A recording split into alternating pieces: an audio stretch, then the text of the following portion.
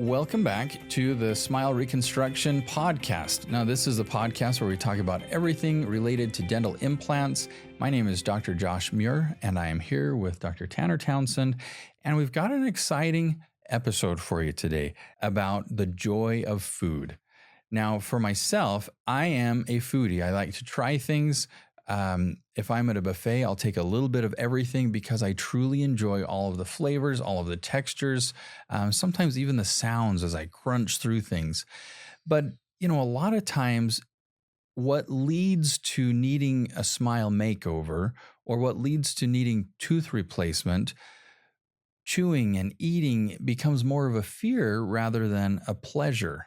And so today we're going to dive into that a little bit and just discuss that transition that takes place. So Dr. Townsend, why don't you tell us a little bit about patients that come in for a consult? What are they experiencing and what has been their history as they've transformed from someone that at one point had good teeth to someone that has bad teeth? What are they experiencing? Great question. So I think a lot of times what we see when patients come in for that initial consultation is they are unable to enjoy the foods they used to.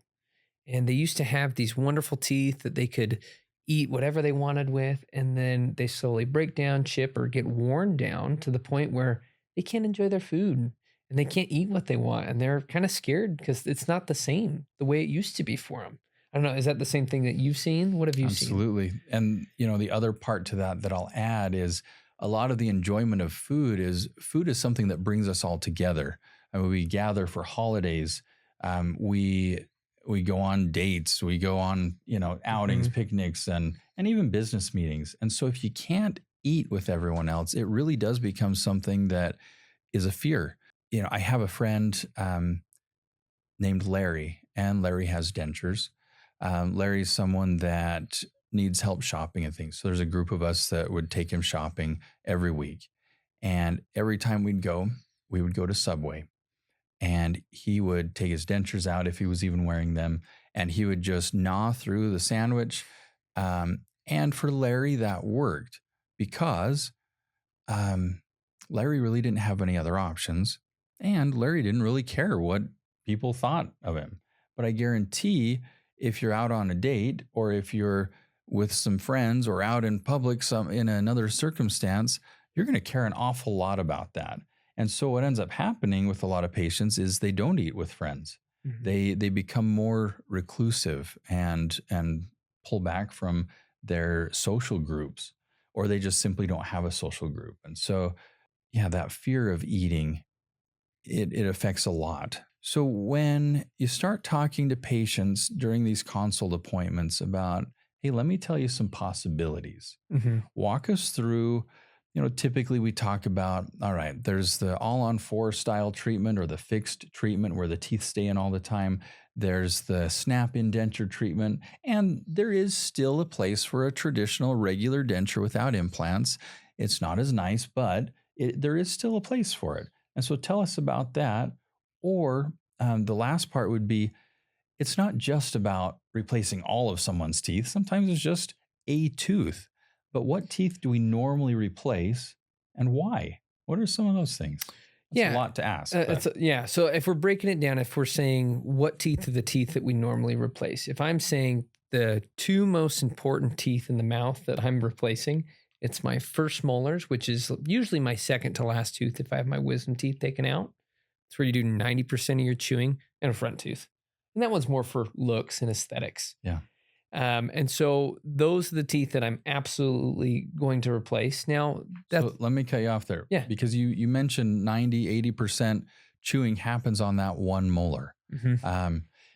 That's a tooth we get when we're 6 years old. Yeah. It's our first permanent posterior tooth. Yeah. So very important. But it's often missing later in life because we've had it so long. Mm-hmm. We don't take care of it as well when we're 6 years old. And so, but that's where most of our chewing is done.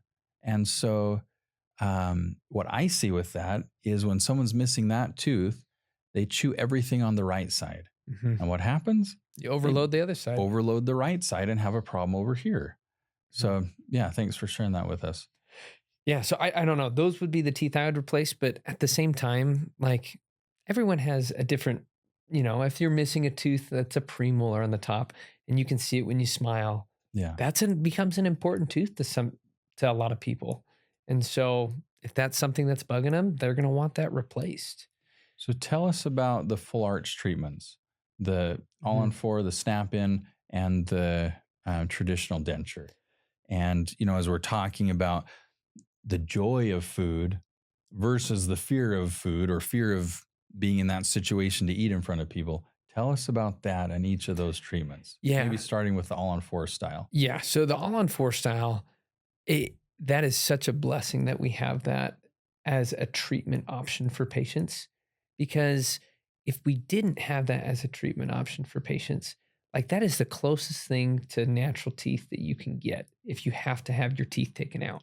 You can eat almost anything you want. It's like being reborn again in a sense of what you can eat. And born again teeth. Born again teeth. We should start calling it born again teeth. We should trademark that. Okay, there we go. Born again teeth. But being able to chew whatever you want when you get those final teeth, that's incredible. I don't know. Have you experienced that with patients when they get their final all-on-4 teeth? Yeah. What's that been like? You go from, now we've got to back up a little bit. Again, there's a history with every patient, but patients go from having teeth to having them break down to where they can't chew, can't enjoy. They start fearing food. And then we put them in overnight, we put them in a new set of teeth. But remembering those are for healing. And during the healing period, you can't chew on them. I mean, it's really mushy food is what you're eating. So you've got teeth. You learn to smile again. Yep. You open up your social circles again. You start being around more people, and you anxiously await the time that your healing is finished and you get your final teeth. And when that happens, typically what we hear is, okay, I'm getting a steak tonight. Yeah. And over, that's what we hear. I can finally go get a steak. What time are we going to be finished? And it's just a joyous thing. And when we're fortunate enough to see patients down the road a few months later for their maintenance appointments, or we run into them somewhere, it's fantastic just to hear, hey guys, thank you. They don't say, rarely do they say, oh, I'm so glad I can eat again. What they say is, thank you for helping me get my life back. Yeah. So how important is this joy of food and joy of smiling and all of that? It's a life-changing thing.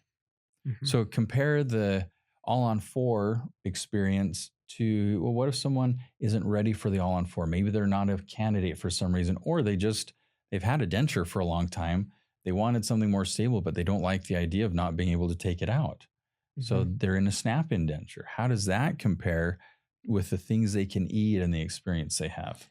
Yeah. So a snap-in denture, you're going to be able to enjoy a lot of foods still, and it's going to be wonderful. It's going to be delayed. You're going to learn to smile again with a natural, normal denture that doesn't snap in during that healing phase. And you're only going to be able to chew a few things. It's going to be pretty soft food diet. During that healing period. Yes. And so, but once you get those dentures to snap in, man, it's great. It's immediate. Yeah, it's immediate. And you are able to enjoy those foods that you couldn't before. Now, you're not going to be able to probably eat the corn on the cob or steak, maybe like you would in a fixed case.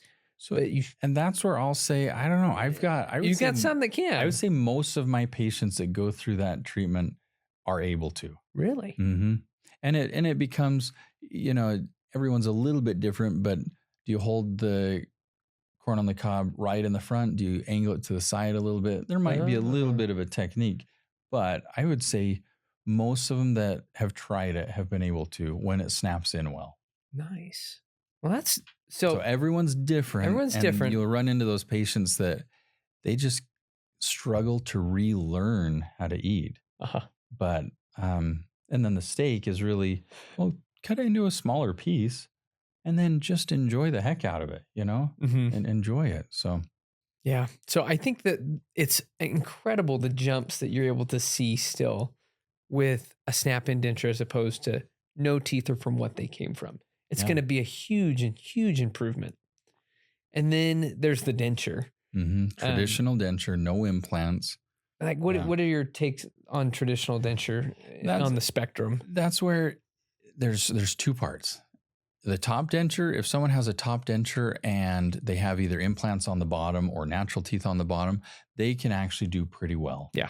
A top denture, we can use adhesive and secure it to the top, to the roof of the mouth. And I would say most patients do pretty well with that. Now, can they all eat corn on the cob? No. For sure not. But there are some that can. I would say those that can are the ones that make it a priority to learn how. And they know it's not going to be just the same, but they really try to do the best they can with it. Now we'll go to the lower denture.